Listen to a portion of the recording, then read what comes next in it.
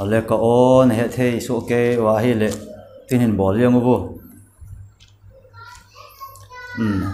le amasan pal phai pe upaka Yesu Krista min thangwen men lang pha so na ko na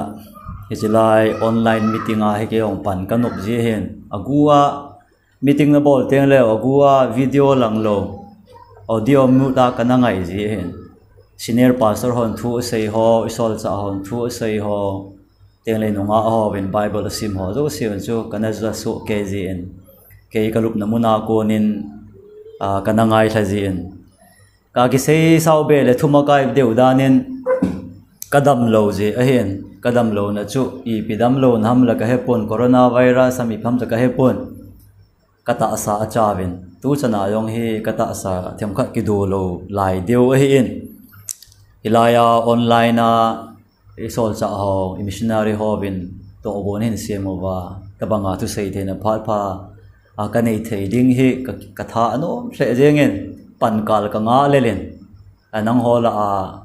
a hung zaw ka tha anomin tin amasalama chun senior pastor hon thu sei ta ben teng sol cha honong seyobin tu nong tam ta na la jovin ti ho ka la ke hat lo pen ta tu ni la dei sa na e chan ji ovin lam kai te chunga paka Yesu Krista menin ke pa thu ka ga sei kin hen lang tu ni la ka thu pi ding nga ka ga thlen chu joa nonga boi nun hin sim do tan teng le hi chu Bible chang ki thu pi ding a chun Hebrai bung som chang som thum le sagi som thum le git som thum le ko chan a hin sim do kenin a Bible chang sim chu akizo hoi hle jengen boi no chunga ke pa thu ko ga sei be kin hen lang le gam chom choma ko na hung join khom hi je ovin phat nei dan ke bang pon hi je chun a thu pi a chairman in phat ai pe to ke thonin thu pi a lu jeng le hen zo a inunga no wina sim do chu avelen ga sim do kit kanomin Hebrai bungup chang som le chang ko pathinu theng hlim nga du ti ve he che kinep na chu hin na thi hat aya ine zu a hi chu kichen ta det ta a hin chule pondal sung lam ge ya lut a hi atin ilai thu a kadei pen ta kan la do nom na pen ta chu hin na thi hat aya ine zu hi ti lai ta hi hin na thi hat hin na sa paulama English lama zipena hi le anchor of soul ti he anchor of soul hilaya hin na kiti hi soul ti a koi hi tuni tha hi senior pastor ho banga sermon hung hi khel lo mai thei yam ti le hil chet na lama hung che mai thei yam ti le teaching lama hung che mai thei I pi chu hi jong le aga la so pi le naw ten I phat chum pi thei te diwa ke yong ki gong ka hi je in agun ta zenga anei na ngai tha pi divin ka hin tim no movin tun hai thu piu hin na thi hat aya kinei a hi ichu iphiam ti le kinep na ase he ilai Bible chang Hebrai bungup thu hi chang som le chang thuma ko na isim hla a hi le pathianin Abraham he nga thu pe anape pathian thu chu thon lowa hlungte te a hi dan han se he Abraham he nga pathiani di psiam chitam ta pa ka sem ding teng le ton so na hi chigama he na chen ding a hi noya nel zat sa nga tam chunga si zat sa nga tam na son na pa ka sem ding mal ka som ding hi ti chu pathianin Abraham ko wa ko na thupi ti le promise akitep na he ale pathian to Abraham ki ka akitep na chu ko na het pi hitam le kitep na mong chu het pi tu nga ya hen ai wanga amani ki ka het pi tu dinga chu Abraham sanga len chu pathian hin pathian sanga len a het pi tu ding ta lo ji achun ilai Bible changa imu bangin pathian chun ama thu tep ma Abraham he nga akitep na pa chu palaya amang chain ati he pathianin ama kitep na chu palaya aman cha Abraham he nga chu phat the ka bo ding na hi ati he hi chit chu Abrahamin ata asan ji achun hiji ta san na chun ading denin hiji ta san na ko na chun pathianin ama he nga thu atep ho chu guilung te ding a hi aji chu pathian chu zo sei thei lo hin zo sei ngai lo hin athu te ma ko na nung chon ngai lo hi ti chu Abrahamin a het chet ji a chu hi chi ta san na a ko na chu amal sob na aphat thei bo na hung hlung ding kinep na pa chu Abrahamin a tu cha hi chi kinep na pa tu cha ji a chu kanan ga ma chu maljin banga wa le le a lek le lal ho ko ma jong su banga ka ta nga abang teng le loi nu na la pe wa abang teng le so te achu pe wa gan chaji akin au tui kul ji akin aza chu zum atu a mi gama khupem banga chu na wa ale ai wa nga hi chi gam chu pathienin ton so na dinga agam anape chu hi jing a hi hiti ho zo si a tha ha na anei na ho teng le i tabang ha sat na umzong le nung tol lowa achapa isak kisan jong mai cha ma than ding khoma ape ngap cha na pa chu i pi ham ti le kinep na hi pathianin a henga thupe akitep na pathianin Abraham henga kitep na asim chu Abrahamin ata asan jeng se helovin ata asan na pa chu kitep na so ai chu kitep na a chu det ta jenga dinga anga hi chi thu chu ain sei tha pe a sol elaya hebraizi tu hin hebrai mi te ko ma sei nom chu hi chi kitep na chu ati he pathiana ko na tu khanga nang le ke nong kinep na ine hi Abraham hinga pathini kinep na pe bang banga chu tu khanga nang le ke khinga yong hi pathini kinep na thulun nei pe he che kinep na thulun chu ata asan umin thulun sim tu pathin chu thon ngai lo nung chon ngai lo athute ma ko na fail ngai lo pathin hi ji chun hi chi thute ma chun nang le ke ikinep na pa tu de hitin hi che kinep na pa chu hin na thi hat ayin mangui ti ve ati he thi hat kiti chu ga hil chet be le hen kong len tak ta jeng tui pi chunga kong ke to lo khun thi hat li apo jiu he li ama sanglanga ni po a nunglanga ni po ji ezem tia hui pi hung ha na kong chu ma sanglang a zo thei ta lowa tui pi la ya chu akiveidan dinga azot na ding mun dong zon thei lowa tui pi ho chu na su boi dinga hi le hi che thi hat ho chu ale tha jiu hi ale thawa tui no ya kile thapai pa ya hitabanga kon a he langkon banga phaile let naw langkon banga kon a hen hiti ho ga ale thawa hi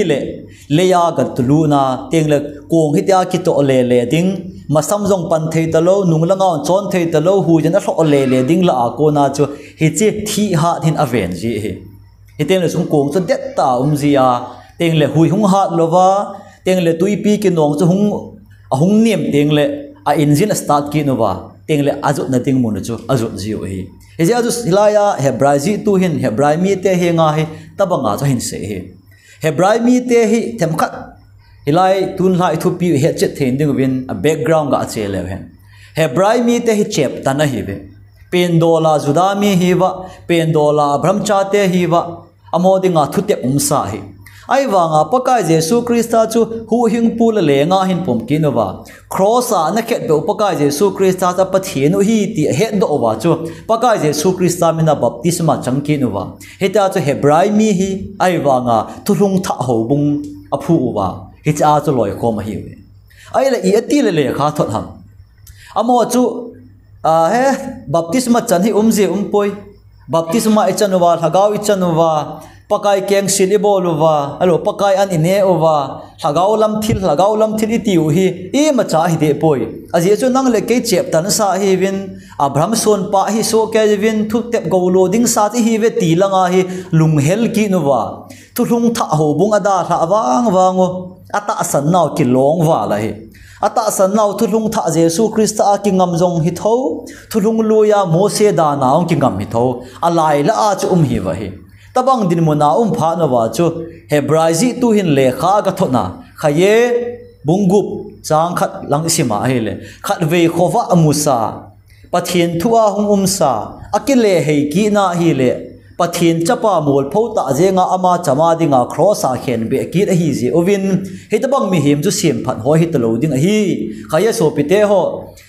baptisma thu yong sei da hi ti ve mithi tho ki dong sei da hi ti ve malam panu hi ti ve pil hin na lam panu hi ti ve ati hi he chun pilhin na lam pathin dinga le machal jing thein dinga chun ama sape na ei ko pau pathian hi kinep pi ta hin hi chi kinep na pa chu I hin naw thi ha ayin mangoi ti ve tui pi ki nong la ta san na zir tir na za chom chom hung min tin gin cha na za chom chom hung min tin lo pathian thua ko na vision ham mai lo wala prophecy ki tiu za chom chom hung min tin su dam theina ham leise thuno about tam hui pi hung zong le khaje hi chi thu tep chu ata san ji in I hin naw tu det nan thi ai mangin hi chu kinep na pa chu mangoi ti ve ati he chu kinep na chu ipi ham le question khat masape na kinep na ipi ham ikinep naw idin det na dingu chu ita asan ve koi ham tua paka Jesu Krista ta san lowa Hindu ho nong ka ta asane tiwa Musulman nong ka ta asane tiwa teng le Jacob le khabu isima hi le thila ho jong in paka Jesu ta san hi ale thila hon paka Jesu ta san thaywa hi le nang le ke paka Jesu ita san chu thila to nang le ke ji phem aza chom na thila ho chun paka Jesu Krista a ta san na nei jong lew Krista a hung kon kinep na chu amon anei pha lo hi chu nang le ke to thila ho kita idang lam naw hi amo chun pathian hi ti ta san hi nang le ke sa nga bon het chin zo mai the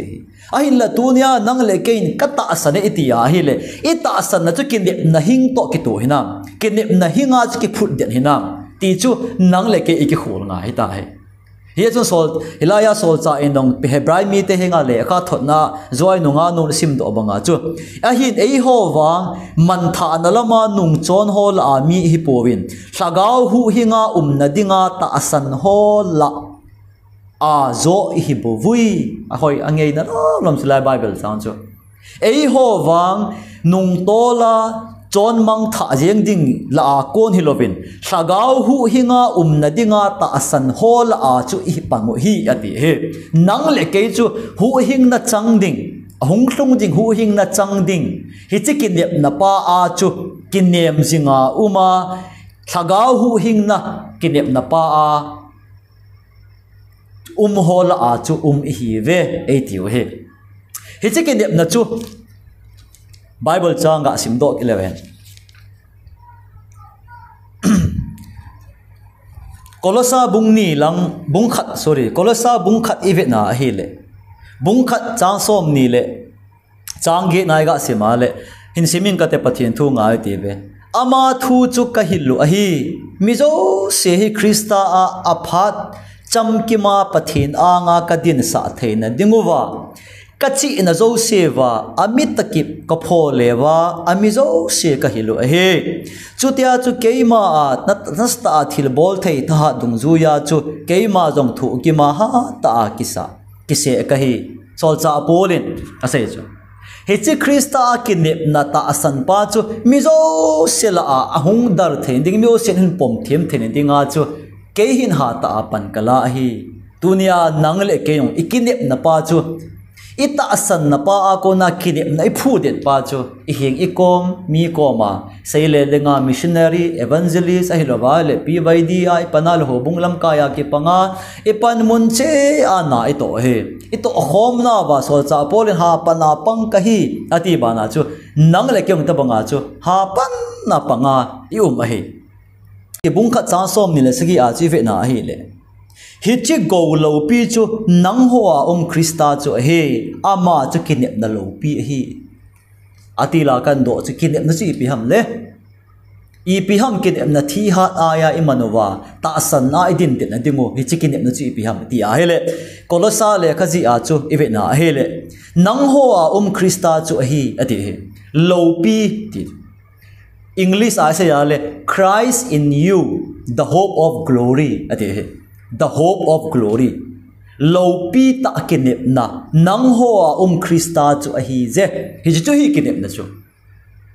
hi chu kinep na Krista chu nang hoa ati ale nang le ke ya ti na he nang le ke ya chu mo mo hinam nanga chu Krista che ngai nam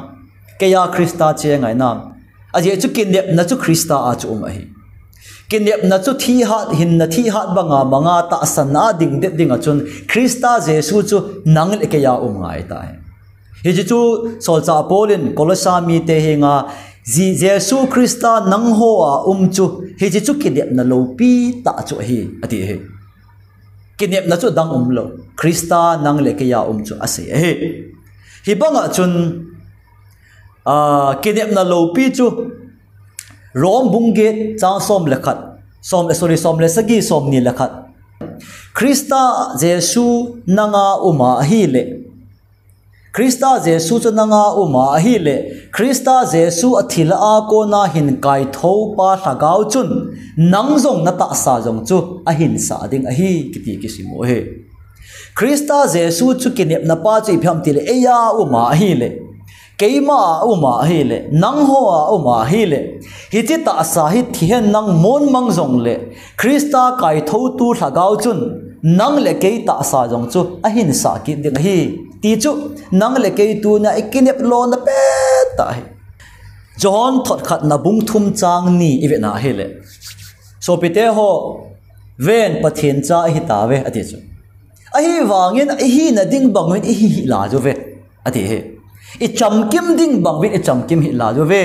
ama wang ama chu hung teng le ati ama ko ma chi thun teng le tin ama chu hung teng le Christa chu a hi na banga imu dingo leng se Halloween ei ho zong Christa banga i dingo a hi ati hi amen ya chu nang le ke chu ta sagama lai hi zong le khonung teng le Christa banga athi hol a ko na tho do kit Christa lagaw za la chu nang le ke yong Christa mel bang iput ding jeng se Halloween Christa banga chu lagaw vo wa i ding lagaw von ikivon ding a hi ti chu ikene na song pi chu hi ta hi chu Bible a on se hi chi ke nep naw ji pham so pi deo pathian cha te e ki sa ta ve ya chu vevin pathin cha tin e ko ta ve ale cha tin e ko ta wa hi le wa no ya ki jinga a cha hi ne chu cham kim thei lo lai hi a cham kim na dinga cha ma hung kila anga ya a chapa Jesu Christa limput banga se nang le ke yong vo le mela chu iki khel nga ya teng le ita sanna wa ko na kinep na pa cha hung cham kim teng le ama bang hi dingo hin teng le ama bang hi ding ama ko mam duk ama cha hi na banga imu dingo hi ti chu johona chun ale ka thot lama chu e na hil chen o he zon thot khat na bung thum chang ni a chun Jesu Christa je patheni chu ti zenga chu mi yo sen ta san he thitha no ta san he a hin la Jesu Christa je pathen a hi na ti na la ya chu nang le ke ita san dan chu I pi ham ita san na a mu pen ta chu I focus pen ta si pi ham hisilai che het chit lo wa hi le Jesu mina baptisma chandong he ata asana baptisma chang chu hu hinga omin tin ati he he chu ta san lo thim lo chang theina lai chu ti ye jon baptisma I chan na ho yan lang thagau I chan na ho zo si hung ki pat na bul pi pen ta Bible a len pen chu ta san na he ta san na be ya chu kinep na ping thei lo he ai lo wale nu le pa in na newa ko na ho bung hi chen na tu ji a chu I tu jeng ham chiti a chu chu ta san na ikinga na kha hi a le wan chu ikik ta san na pa thon de ya chu epizia baptisma chang na hi ham na ta san na chu Bible in ta san na ati to ki tu hinam ti chu ivet chit lo wa hi le hi chi ta san na a ko na kinep na hung peng ding pa chu peng thei lo hi I pham ti le kinep na chu Christa I ho a chu ati he ya jan baptisma changjong le hen Christa ei ma ho lo wa hi le baptisma chan le chu I ma cha nang le ke dinga pan lo the he ya jan ta san na ko na ki khol phat ki na Hebrai bung som le kha chang sagi ve na le ta san na be yin koi ma chan pathen asu lung thlai thei poi pathen ko ma hung ding chun ata san anga je ati he hezon ta san na be ya chu pathen tu lung chu a phanai a hoinai kanu le kapan kapi kapun pastor ten chu diten azop nai ti zenga chu nang le ken izop theilo hi izop maya hi le chun ata asana baptisma chang chu hu hinga ding a hi ati he pakai Jesu Christa kam cheng khat ga ala do nop kanomin pakai Jesu Christan alei na alen la ya chun asai zui te ko ma zon bung som li chang som ni achun hi chini ko teng le chun nang hon na het che ding hi ke pa ka omin nang ke ya na omin ke nang ho ka ome ati zon bung som le bung li chang som ni che ve le hi chini ko teng le chun ati ipini ko ti ham sagau hung thun teng le chun ati Pentecost nia sagau hung hlung ding pa thu te hung hlun teng le chun hi chini te le chun nang hon na het chit ding o hi kei pa ka ati paka je sun kei pa ka omen hi lo le pa ke ya omen nang ho ke ya na omen kei nang ho ka ome hi ti chun in het chit ding o hi ati a het chet na dinga chu ipi ham apoi mo chiti le Krista sagau nei lo chu Krista a hi poi ati ta chu Bible he chung Krista sagau chun nang le ke in ya hi le hi teng le bo chu ni che Krista sagau chun nang le ke ya ta san na chu hin sema he che ta san na chun ipi ham ei mu chet sa chu te le Krista ke ya omin ke Krista a ka omin Krista chu pa omin pa chu Krista ome ti chu ta san na ei mu chet sa je he ai lo wa hi le keng sudam jeng khut sudam jeng oi sudam jeng ti ho ai lo wa hi le it luchunga khut ga nga ma hi le dam lo na ho zo se ei sei pe yeng thei ta bang mi hem chu le se na ta ma ta me paka Jesu Krista Bible ta san lo yong Hindu ho nong he thei chu Hindu ho ga he thei dan chu itana ga ra kom la ya chu ke now len min thang tho thang boy he ko kha bula to wa hi Hindu thiam pu ho mi ni hunga ge na ko na kanao chu thang boy chu ga amu wa pi se yam nang hi gari na tol ji na ati ngal jeng chu ai le gala ko na thang boy hin mu pa chu kol thiam pu chu a het chu hi wa amahon bon het ya hi le Bible ki choi hon idam lo na het ji a chu tunia ita san na ikinep na da tha amahon nung kidil je no mi taba itam jeng toy thulunga dam lo la hi ja corona hong hi ta corona ila wa cheng ta mo be ta hi be ta yong he corona ila wa chenga be ta lo di typhoid malaria ai lo wale na za chong ho banga ita ila wa den di ta che den di ta ji a chu iya ke am zo te nong na dam lo mai the kiong kong dam lo mai the emt le hi cha hi so pi ko email hen hong thiong mai the ya chu mi o sian dam lo na dam na ki ngai cha so ke ding hi teng le chun hi ti ho mang cha i ve lo wa i ta bang zir ti na hung pot ki ding ham i ta bang thil bol thei na hung pot ki ding ham i ta bang a thil ki dang bol thei hung pot jam koi mat he lo hi ta bang hung hlung jeng ta jong le nang le ke Krista a kinep na a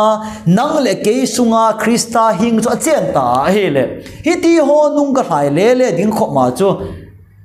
ita san na kinep na chu ki long di hi lo hi Sadrak Mesak Abednego ho chu mang chu Nabukadnezar in limlen ta ase ma dula phai chama nabo khumwa chi bai nabo de mo hi ati chu ai wang amoni pi sayam apathenu Daniel pathen chun ahu do theya ti chu he no hi ata asan no hi kinem nong kinem hi be a hi wang chun lengpa ko mai pi sayam kapathenu chun ei hu do hi zong leo namilim se masanga hinwang kun pong win kate ati chu tabang khoma chu adin det ji awa chu pathen thil bol the na kilanga mei pi la ko na pathen hu do a hi wanga I hung lung don teng le I hung nak teng le I hung lung gim teng le I hin naw ti taute sa pa wa chu sol ati chu sol chu paw lang khana se kina lunggel ti taute ei pa wa chan lunggel I lunggel lung hat lo ingai to na hung ha lo negative tamta hung peng ti za na tamta hung ne thi ding hung ti za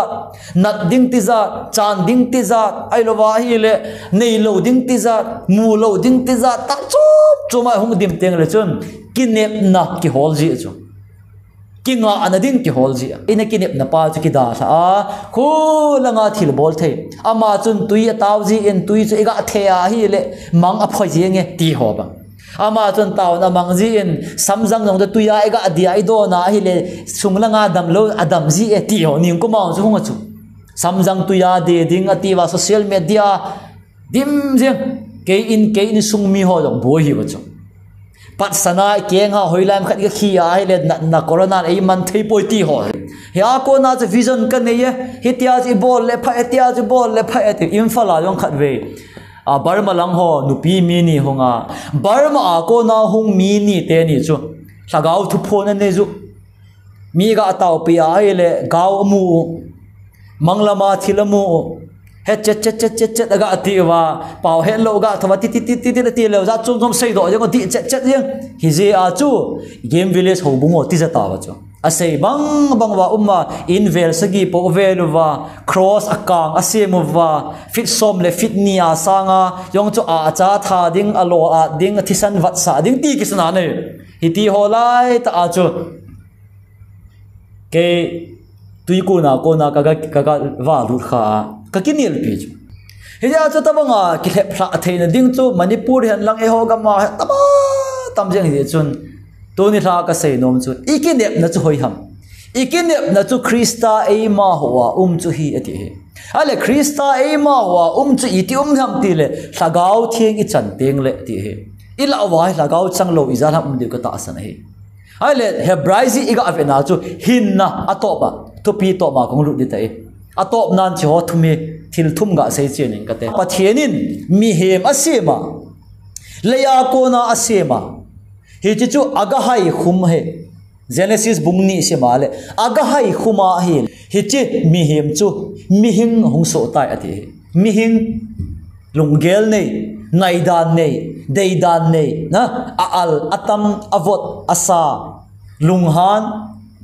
za chom chi a mi hem hin hong peng ta chu hi chu hoya ko na peng ham ti le ta sa to pathena ko na hong hin na thlaga hong ki ko ma chu mi hing hong peng a hi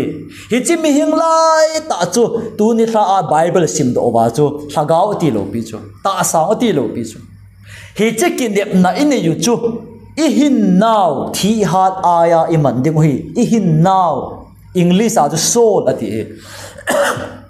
gun ta in ngai tu tim I hin now thi ha na mangin thagau thi ha nin mangin atilo ta sa thi ha nin mangin ong atilo pi I hin now thi ha nin mangin ati he chuti I ale thagau ta sa lungel chu I he them then ding ovin tu hin coronavirus hung ta hen lang hele I ta sa chu hung chaw di chu ta sa chaw ding ta sa a chaw ji a chu thagau a chaw je nga ti the helo pi chu thagau chu pathian to ikizop bat na a pathian ai pi he eden hu na evil adam in na bol khel ta je a chu a thagau to pathian thagau ton so thagau hi na kizop naw cha atan ta je a chu mi hem hin na chu ton so hin na hitalo a thagau ton so hin hi zong le pathian to kizop mat ton so hin na hi ta lo ji achun ama achun thagau hin na hitalo win ama achun thagau nature chu umzong le thagau hi na zala ton so na thi theilo hi na chu umzong le pathian to ki mat na hin na chu nei ta lo hi he lai ta chu eden ho na hung tan pa chu hi he je chu nang le ke hin na a pathian to ki zop ma hin na a pathian to ki gui zop the ni dinga chu thagau a chawe iti ji he ai wang adi ta chu ilungel hung chaw ilungel I hin naw chaw ji he I hin naw hi dei le ngai umna lunghan khoisat na tengle kipa ngai lut lungset gu cha la cha nom za chom cho mi him eima ei ke ya ei sim tu chu ka hin dai ta sa hi lovin ka ta sa sunga mu theilo ka hin na pa hi ke jo chu hi ya chun sol cha Polen Hebrai mi te hinga le kha thot na chun na hin naw thi ha nin manguvin hi chikin na chu ati he ai le ipiam itu cha de mu chu I hin naw hi thagau to ta sa ki zo na a acm tu hi je achun phat vet masanga igadina he le phat vet masanga ki mu chu ke ka hi ka sam kamit kamel kamai kana kai za kai ka ki mu he teng le chun hoi lo lai ka ki hoi ka ki sim phat the he bang banga chu jacob le ka bui ve na he le pathian le kha thu hi phat vet ta bang a hi ati he phat vet to te ka hi ai le phat vet ta bang ya le pathian le ka bu chu phat vet banga iga ki vet dinga hi le hoi lai ka mu di ham le ka ta sa ka mu di ham ka thagau ka mu di ham ka mu ding chu ka hin na ka mu nga hi ka soul ki te lai ta chu ka soul chu ka mu nga hi ke dei dan ke ngai dan na cái phát sa adan cái lum sa adan cái vot sa adan hi chu hi poimo hi lai ta pa chu a hi hin na ati pa chu hi che hin na thi ha na chu kinep na chu iman ngai da hi i ham kinep na chu ti a hele paka Jesu Krista a i thi naw i tho ki naw azo na peren Yesu nang le ke paka Jesu Krista baptisma i chana hi le ama thi banga thi hi je in paka Jesu Krista kai tho tu thagau chu nang le ke hin khotha e kai tho hi ta je in khaye lungel tha pu in chon hi ti ve ati he bungge changsom la khat lak sim ki na som la ko lang sim ki na hi le thil sem zo se hin pathin thắt độ na ni hung ki lang ding chu anga jeng hi kinem lel ngoi ya anga hi ti ale ikinep naw chu thắt na ni hi tu ai hu hin changjing hi vin ai wangin e hin naw to det ta jenga pakai Jesu Krista tu hlung tu ta sanai phu det lowa hi le kong tui pi chunga kong ki tol banga chu hu jena mu na lang zo se atia hai phele jeng hi dinga hi le wang chu atup gam chu hlung zo lo ding hi